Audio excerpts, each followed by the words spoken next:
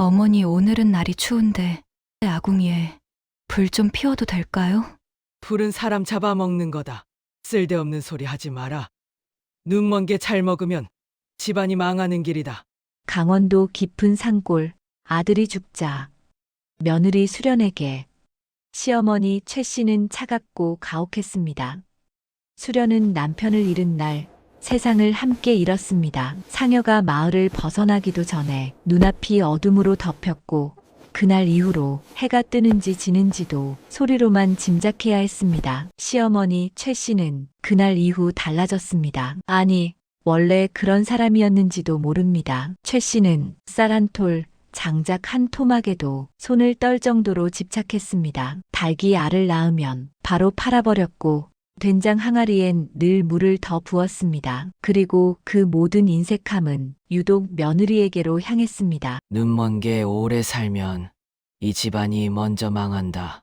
수련의 밥그릇엔 항상 보리쌀 몇 숟갈 뿐이었습니다. 국을 끓이는 날엔 눈먼 코에 냄새만 맡아도 배부르다며 국물만 떠주었습니다. 겨울밤에도 아궁이에 불을 지피지 않자 수련이 조심스레 물은 적이 있었습니다. 어머님, 오늘은 너무 춥습니다. 그러자 돌아온 말은 이것이었습니다. 불은 사람 잡아먹는 거다. 살 가치 없는 사람까지 살려둔다. 그날 이후 수련은 더는 춥다는 말조차 하지 않았습니다. 마을 사람들은 수련을 불쌍히 여겼지만 아무도 나서지 않았습니다. 괜히 끼어들었다가 노인 심기만 건드리면 우리가 손해지. 그렇게 모두가 외면하는 사이 수련은 말없이 참고 견디는 사람이 되어갔습니다. 그리고 시어머니는 그 침묵을 당연하게 여겼습니다. 수련은 밤마다 생각했습니다. 이 집엔 사람이 사는 게 아니라 벌을 받는 것 같다. 그때는 몰랐습니다. 이 집의 차가움이 증오가 아니라 준비된 이별의 온도였다는 것을.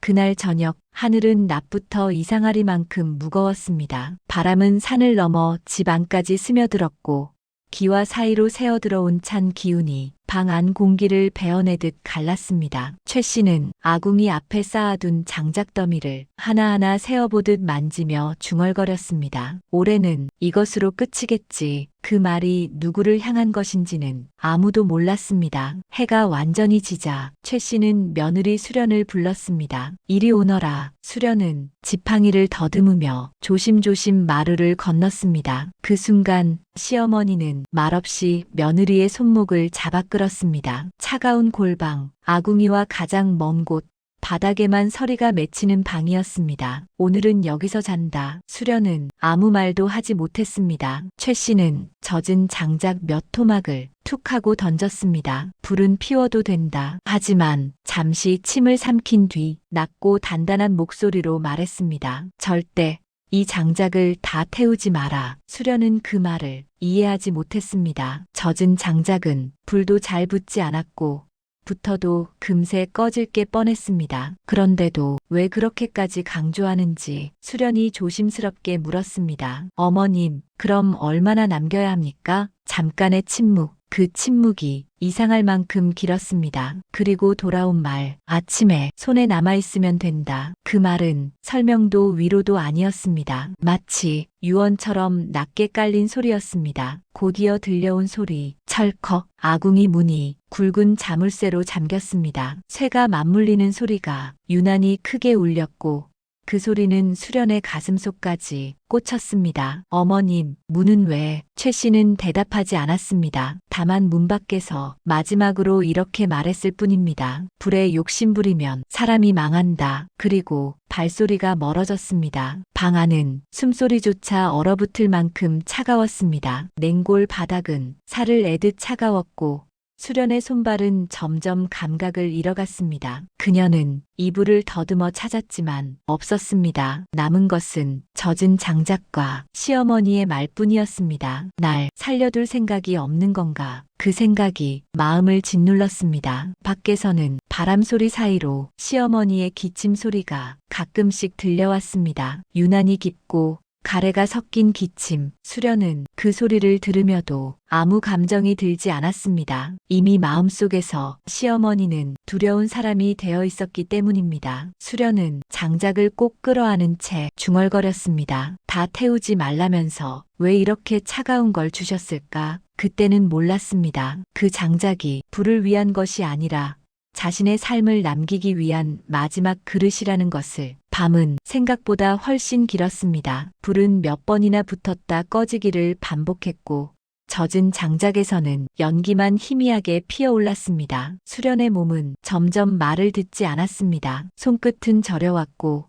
발바닥은 얼음 위에 올려둔 것처럼 감각이 사라져갔습니다. 그녀는 자기도 모르게 중얼거렸습니다. 이러다 정말 죽겠구나. 몸을 조금이라도 녹이기 위해 수련은 장작을 더듬어 모았습니다. 그때였습니다. 손바닥에 닿는 감촉이 분명히 달랐습니다. 겉은 젖은 나무였는데 속은 이상하리만큼 단단했고 차가워야 할 중심이 미묘하게 따뜻했습니다. 수련은 다시 한 번 손으로 쓸어내렸습니다. 덜그럭. 분명히 안에서 무언가 움직이는 소리가 났습니다. 수련의 숨이 잠시 멎었습니다. 장작이 소리를 낼 리가 없잖아. 그녀는 시어머니의 말을 떠올렸습니다. 절대 이 장작을 다 태우지 마라. 왜 하필 이 장작이었을까? 왜 자물쇠까지 채웠을까? 의문이 공포를 밀어내기 시작했습니다. 수련은 두 손으로 장작 하나를 꼭 붙잡고 바닥으로 내리쳤습니다. 퍽 갈라지는 소리와 함께 나무 껍질이 벌어졌습니다. 그리고 그 안에서 쏟아져 나온 것들, 차가운 바닥 위로 엽전 꾸러미가 굴러 떨어졌고 은가락지가 서로 부딪히며 맑은 소리를 냈습니다. 그 소리는 수련의 가슴을 정면으로 때렸습니다. 이게 뭐지? 손끝으로 더듬은 것은 단단히 묶인 보자기 하나, 그 안에는 말린 약재와 종이 한 장이 들어 있었습니다. 수련은 떨리는 손으로 종이를 펼쳤습니다. 눈은 보이지 않았지만 글자의 음각이 손끝에 느껴졌습니다. 이미 수없이 만져본 서찰이었습니다. 의원의 글씨, 이 약재를 쓰면 개안의 가능성이 있다. 순간 수련의 가슴이 꽉 막힌 듯 조여왔습니다. 그제야 모든 것이 이어졌습니다. 시어머니가 왜 그렇게 돈을 모았는지, 왜 한 톨의 쌀에도 벌벌 떨었는지, 왜 며느리에게 차갑게 굴었는지 그 모든 것은 욕심이 아니라 시간과 싸우는 준비였습니다. 폐병으로 자신의 끝을 알고 있었던 노인은 눈먼 며느리가 혼자 남겨졌을 때 누군가에게 휘둘리지 않도록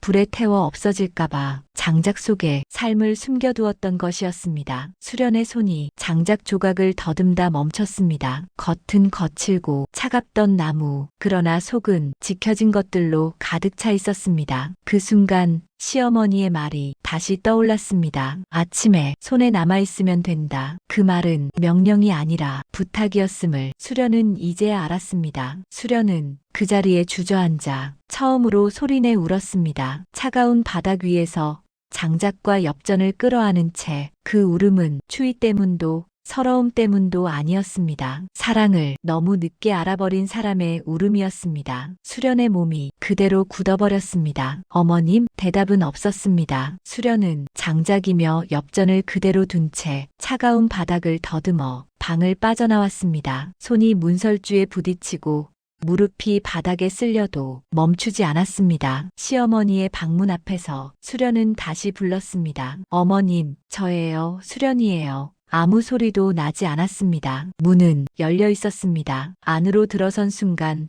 수련은 무언가 잘못되었음을 본능적으로 느꼈습니다. 방 안은 이상하리만큼 조용했고 기침 소리는 더 이상 들리지 않았습니다. 수련은 바닥을 더듬어 침상 쪽으로 다가갔습니다. 그리고 손끝이 닿은 것은 차갑게 식은 시어머니의 손이었습니다. 어머님, 다시 불렀지만 이번에도 대답은 없었습니다. 수련은 그 손을 붙잡고 몇 번이고 흔들었습니다. 어머님, 왜 이러세요? 왜 대답을 안 하세요? 그제야 시어머니의 소나기에서 무언가가 떨어졌습니다. 종이 한 장이었습니다. 수련은 떨리는 손으로 그 종이를 더듬었습니다. 의원의 서찰이었습니다. 개안 수술을 약속하는 글, 며느리의 이름이 분명히 적혀 있었습니다. 그 순간 수련의 울음이 터져 나왔습니다. 참아왔던 숨이 한꺼번에 무너졌습니다. 어머니, 왜 말씀을 안 하셨어요? 왜 저를 미워하는 척만 하셨어요? 수련은 시어머니의 몸을 끌어안았습니다. 차갑고 가볍고 이미 떠나버린 몸, 그 품에서 수련은 아이처럼 울었습니다. 그날 밤 마을 사람들은 불빛이 꺼지지 않는 그 집을 보았습니다. 하지만 아무도 들어가지 않았습니다. 아침이 되어서야 사람들은 시어머니의 죽음을 알게 되었습니다. 그리고 장작 속에 숨겨졌던 것들, 그 노인의 지난 10년을 알게 되었습니다. 며느리 수련은 시어머니가 남긴 약재로 마침내 눈을 떴습니다. 세상이 밝게 들어오는 첫 순간 수련이 가장 먼저 본 것은 자신이 그렇게도 미워했던 시어머니의 무덤이었습니다. 수련은 그 자리에서 무너져 주저앉았습니다. 그 후로 수련은 해마다 그 무덤가에 목련을 심었습니다. 꽃이 필 때마다 수련은 같은 말을 했습니다. 어머니, 그땐 제가 몰랐어요. 어머니는 저를 버린 게 아니라 저를 남겨두신 거였네요. 사람들은 아주 늦게서야 깨달았습니다. 사랑은 따뜻한 말로만 전해지는 게 아니라는 것을. 어떤 사랑은 미움처럼 보이고